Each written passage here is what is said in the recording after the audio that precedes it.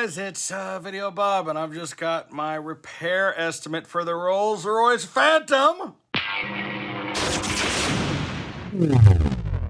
Alright guys, so dropped off my Rolls Royce Phantom last week at this European auto shop that was highly recommended to me. And they just sent me their estimate on what it's going to cost to fix. So I don't know how to do the thing where you put the computer screen on the video. Tell me in the comments how you people do that. I don't know how to do that because I'm just going to point my camera at the computer. I don't know how to do that. So let's have a look and check it out. Then I've got a bunch of different oil leaks. It says leaking alternator seal bracket. So this is a seal that it's behind the alternators. There's two alternators and it's behind there. They're talking about $1,500 for that. Then there's another vacuum pump that's leaking. They want $880 for that. Then there's some other thing that's leaking, timing cover gas. That's like $1,500. Then there's an e-brake control module that it sits up over the differential, and it's an electronic e-brake. $373 for the replacement of that.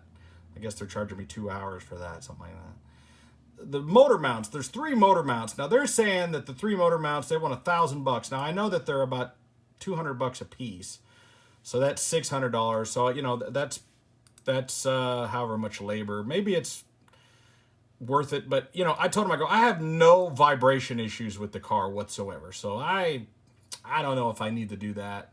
They've got a transmission service here for $596. Now, the thing about the transmission is the entire bottom of the transmission pan is the filter. Now, I don't know what the OEM cost of those are, but I know I bought one of those for $80 off of eBay.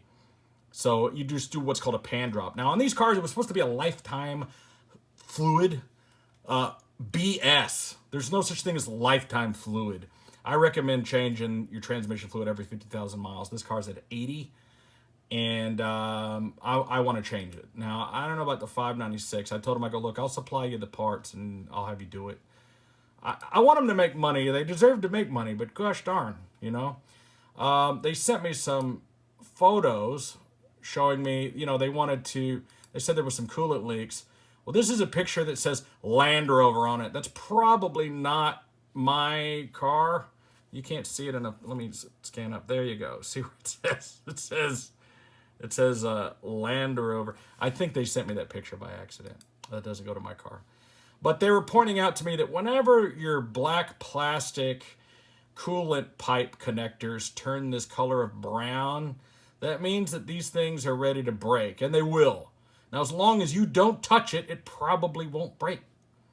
But those are going to have to be replaced at some point. We got a little bit of oil spatter here coming off of this right here. I'm going to say in this top left corner, that's probably my power steering reservoir. So that's splattered on here just from being sloppy. But they're recommending that every single one of these T's are replaced. And they're probably right. But I said, look, it's not leaking any coolant right now. Let's just leave that alone, all right? Here's the engine mounts. Now, they've told me that each of these engine mounts have failed and that they need to be replaced.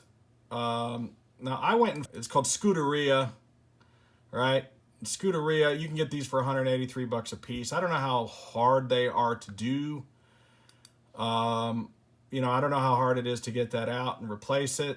It's probably a pain in the ass. I don't know if it's worth the amount of labor that they want to do, but they're saying that there's 1 for the transmission and 2 for the engines.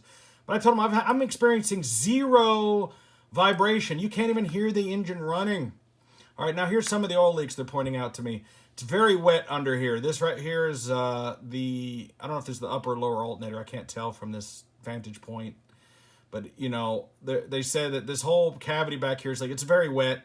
I'm going through about a quart of oil every about a week or two. And, you know, definitely that needs to be fixed. That's going to be $1,500 for them to fix that. I told them I really want to get that fixed. I want to get that oil leak fixed.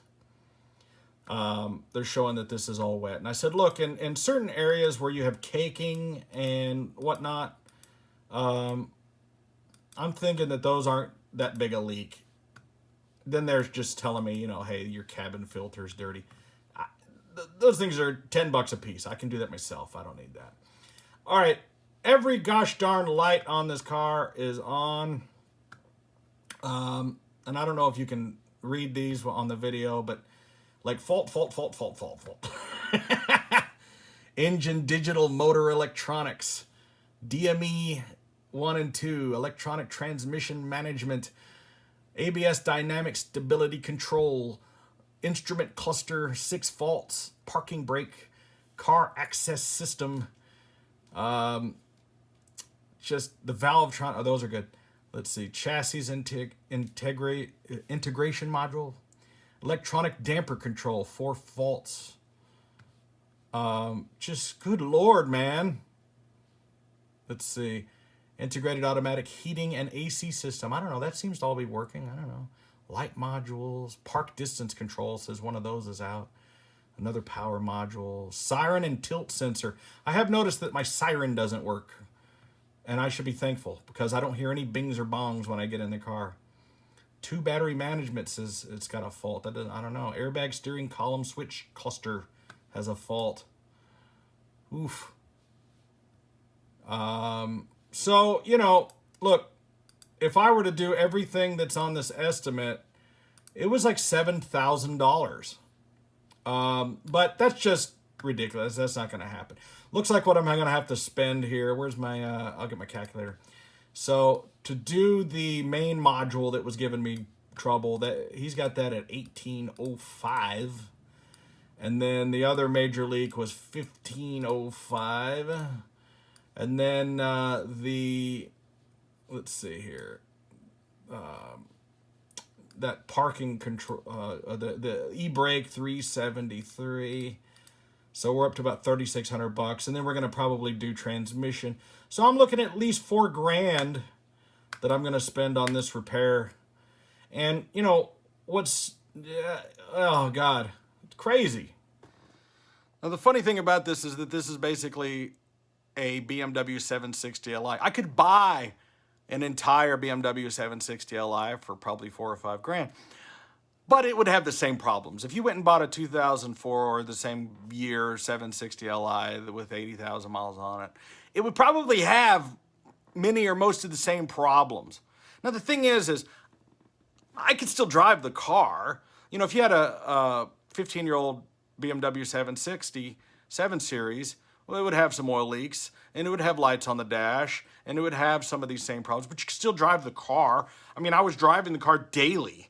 You know, but it had little things that was wrong. Yeah, okay, it was leaking a little bit of oil, and yeah, some of the lights on the dash were on and everything, but it still worked. Just wasn't like perfect, right? I never use the emergency brake button. I don't park it on a hill. I don't live in San Francisco. I live in Texas. It's flat. Never used it once. As far as the airbag warning lights, as it was explained to me, you have 2 stages of airbags. You have your soft version, where if you're in a light wreck and it's just you, you get just the bags for you that don't knock your head off. Then you have your stage 2 bags where everything goes off everywhere and hard. Well, when you have the airbag fault, that's what happens. So if you do get in a major collision, all the bags go off hard. So that's a bit of a problem. I would like to get that fixed. I'm not sure exactly how you fix that. The oil leaks, I told him, I said, you know, the oil leak that's up on the upper timing cover and the other one that's on the vacuum pump, I think we could let that slide for now. I don't think they're heavy leaks. My main leak that's causing fluid loss is the one down there by the lower alternator bracket, and that one is the one that's pooling. So I want to fix that. But think about it, like, how long is it going to take me to go through $15 or $1,500 worth of oil? Think about it, right? $1,500 divided by $10 a quart for synthetic, right? 150 quarts of oil divided by 52 weeks in a year. It would take me almost 3 years of putting a quart of oil in the car every week to equate that $1,500 oil leak. Think about it. It's not that much oil, right? So these are some of the repairs you got to think about when you're spending this kind of bread. However, for me, I think that I don't want the smell of the oil. I don't want the oil on the floor. I don't, that whole thing. It makes the engine sloppy. I'm going to go ahead and fix it because it's a Rolls Royce and it deserves it. And I just don't want oil in the driveway. You know what I mean? It's like, let's fix it, okay? But if I was fixing all of the oil leaks, you're talking about like $4,000 worth of repairs. It's just not worth it. It's not causing a code. It's not really causing it to smoke. It's not really a problem. So these are some of the things that you have to decide whether or not you're going to do or not do on these repairs. Now, the ABS DCS control module must be fixed. I mean, I know it's going to cost me almost $2,000, but without that thing working, I've got no ABS, I've got no traction control, I've got no electrically assisted power steering, I've got no lift control for my up and down lift, I've got no automatic ride control system, and it just causes havoc. Without that module, it causes havoc on this system. You can still drive the car, you still got brakes, you still got steering, but you don't have the safety functions that you need on the car. I gotta fix that. Do I need to fix the electronic brake for almost $400? No, I don't. But it's worth the money to me to not have to sit and look at that yellow message pop up every time I start the car. Every time I start the car, a yellow thing flashes, says, e-brake fault, and then you get the little symbols, and then you have to press your little button to clear it. Every time, it's worth the $400 to get rid of that. It's just annoying. Will I ever be able to get all the lights off the dash? It's a BMW. No, it's never going to happen. So you got to pick and choose your battles. Yeah, so if I had a ton of money, $7,000-8,000? Yeah, sure, go ahead, I'm rich. No, that's just dumb. Mama didn't raise no fool. The reason I can afford to buy one of these cars is because I'm smart with my money. But you gotta be responsible enough to know that when you buy a luxury car like this, there's gonna be some costs involved. So it wouldn't matter if it was a Mercedes-Benz, a BMW, a Jaguar. If you buy any kind of a European kind of luxury car like this, these are the things that are gonna happen. No matter what you do. The screensaver on my stupid Apple TV keeps changing. It's annoying me. Wish you could just turn it off. Well, you probably can. I just don't know how to do it. Anyway, let's see. What else were we going to talk about? I was going to talk about the car itself. I was talking to somebody recently who has a 2018 Rolls Royce Phantom. And they paid over $600,000 for the car. And I said, well, have you owned other Phantoms? They go, oh yeah, I had a 2004 just like yours. And I said, well, tell me, what is the driving experience like? What's the difference between a 2004 Phantom and a 2018 Phantom? And they said, really? The car itself is the same. The actual driving experience, the actual car itself is the same car. The difference is on a 2018 model, you have some tech in the dash. That's very cool. You have now adaptive cruise control and lane assist. You now have night vision that comes up on the dash if you want. You have a much bigger screen for your stereo navigation, better integration for your phone, wire, all that kind of stuff. And you have backup cameras. You have the all-around cameras, all that kind of stuff. But the car itself, as far as the power, the speed, the response, it's the same car. Now, there's some other really cool tech in the new Phantom, such as the GPS system will look ahead of where you're going. And if it sees you're about to come up a curve or rough terrain, it will adjust your suspension instantaneously to prepare for that curve and things. That's pretty cool technology. But is it worth $500,000? Because that's what you're paying for it. You're paying $500,000 for that stuff. Right? So, like, if you were to take my car, let's say my car's valued at $100,000, and if somebody asked me, for $500,000, I'll put these features on the car, I'd be like, no. How about not? So, I go hop in one of my other cars. I have a 1974 Dodge Monaco two-door. And the thing rides like a Cadillac, It's a big boat. And when I drive that thing, I'm driving it sometimes and I go, you know what? I don't need any of this other stuff. It's got no backup camera. It's got no parking sensors, okay? It doesn't have that stuff. But the driving experience of that big floaty boat, I'm like, this car's worth a couple of grand. And I'm getting, you know, a pleasurable experience driving it. And a lot of times new isn't the best thing ever. I mean, I just bought, perfect example. I just bought this pair of Prada shoes from Bellagio. They were $600. Now you're trying to tell me that those are going to be more comfortable than my old man walking shoes that were $100? You know what I mean? So when it comes to the experience of wearing the shoe, right? It's a shoe. But oh, isn't it pretty? Oh, isn't it pretty? Is it $500 pretty? So that's my argument, you know, about buying the older Rolls Royce. You know, I bought this 2004 Rolls Royce. Let's say I got 100 grand in the car. I don't, but let's just say when you compare that to the additional $500,000+ you would spend on a quote new one, what are you really paying for? So I feel like I got a great deal on the car. A lot of people like to make comments and say, oh, that thing's a money pit, you should go the way. But the experience that I get from the car, the prestige, the fun that I get, you know, you figure out of 15 years, I'm going to put $3,000 or $4,000 into the car. Meh, not that big a deal. Come on. I mean, I'm a guy that owns and drives a Prevost Tour Bus. You want to talk about spending money? Jesus Christ. That thing is a pit.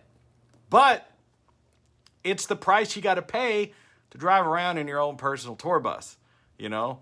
And like I just spent $5,000 on new airbags, right? And it costs like a couple $1,000 to replace the tires. I mean, everything you do on that thing is expensive. I mean, it costs like $500-600 every time I change the oil. So I mean, every time I fill it up, it costs $600 to fill it up. It gets 5 miles a gallon and holds 250 gallons of diesel. So, you know, we're about to take it down south for Thanksgiving, you know, here in a couple of days. And, you know, I could drive a regular car and then get a hotel. It cost me a lot less. But the bus, I'm going to have my own bus. I'll have my own kitchen, my own bathroom, my own shower. No one's knocking on the door going, housekeeping, get out at 11 o'clock. I don't have to worry about trying to get a room. What, you know what I mean? And that's what you're paying for. So with the Rolls Royce, what I'm paying for, first of all, the driving experience is pleasurable. But there's a prestige that goes along with a car. You know, when I go to a nice restaurant, I get priority treatment. Whatever car's parked up front, they move it and put my car there. Unless there's already a better Rolls Royce there, which there isn't. So, you know, when I drive my Cadillac, which is a nice car, $75,000 car, they park it in the back, up in the garage. They don't care. They park it in the back, right? I pull up in that Rolls Royce. They move the G-Wagon or whatever that's there. They move it and put it in the garage and put my car in the front. That's why you drive it. I will say, though, that there is a little bit of a problem with the Rolls Royce. If you're trying to live your regular life, right? Because I'm not a millionaire, billionaire guy. I still go to Walmart. I still go to CVS. I still go through Taco Bell, whatever, right? I still use it for regular stuff. And I find that when you're around not rich people, they kind of look at you with a little disdain with the car. You know, they're like, oh. So I went to Walmart to pick up my prescriptions in the Rolls. And these people were losing their minds over the car. And they were like, oh, my God, that's his car. You know, and they go, is that your Rolls Royce? And I lied to them. I go, oh, no, I'm just the chauffeur. I just got to stop and pick some cleaning supplies. I got to wash the car. And they go, oh, yeah, yeah. And then they talked to me different. They treated me like a peer. You know, they were like, oh, yeah, yeah, man. I go, yeah, if I don't do this, my boss will kill me, you know. They're like, oh, yeah, yeah, yeah, man. Yeah, F that guy, yeah. You know, and then I was like one of them again. But if I tell them it's my car, they look at me like I'm a snob, like I'm better than them. And they look at me judgmentally with disdain, you know, and they're just like, who does this guy think he is? What a dick, you know. Now, when you go into a rich neighborhood, you don't get treated that way. People are like, look, come on in. You know, they treat you nice because they want to get close to that greatness. They go, oh, here's somebody who's made something of himself. You know, I want to be a part of that. Whereas poor people, the reason they're poor is because rather than have respect for success, they have bitterness because it's not them. And that's a discussion for another time.